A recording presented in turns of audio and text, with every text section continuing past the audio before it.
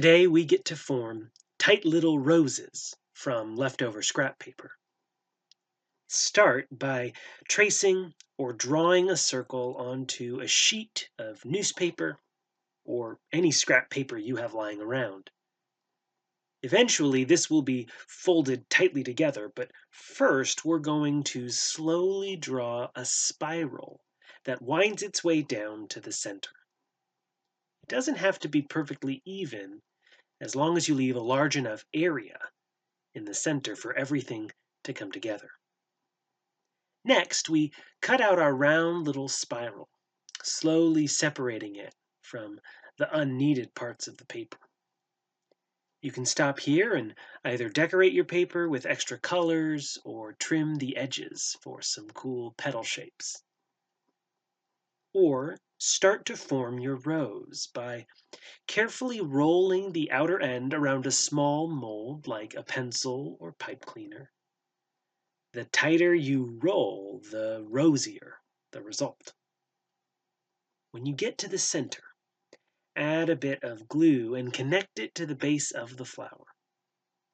Then loosen the roll of paper and let the rose petals grow from the center out.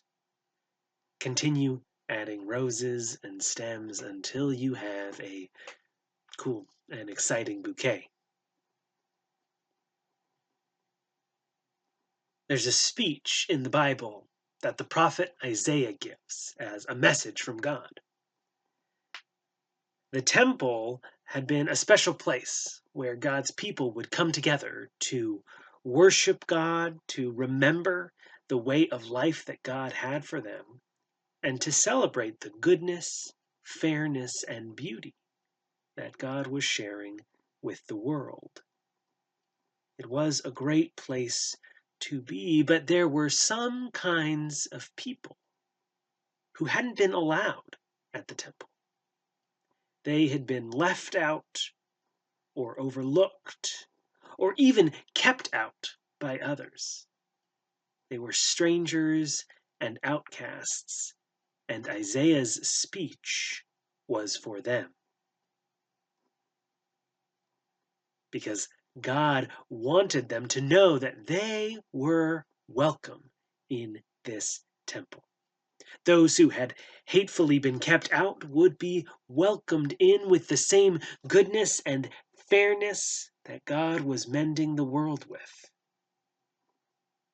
Putting the world back together meant that God wasn't going to leave any piece or person out.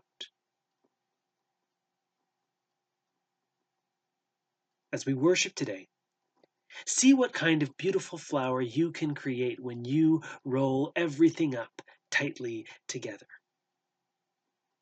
As God creates something new and beautiful out of our own togetherness.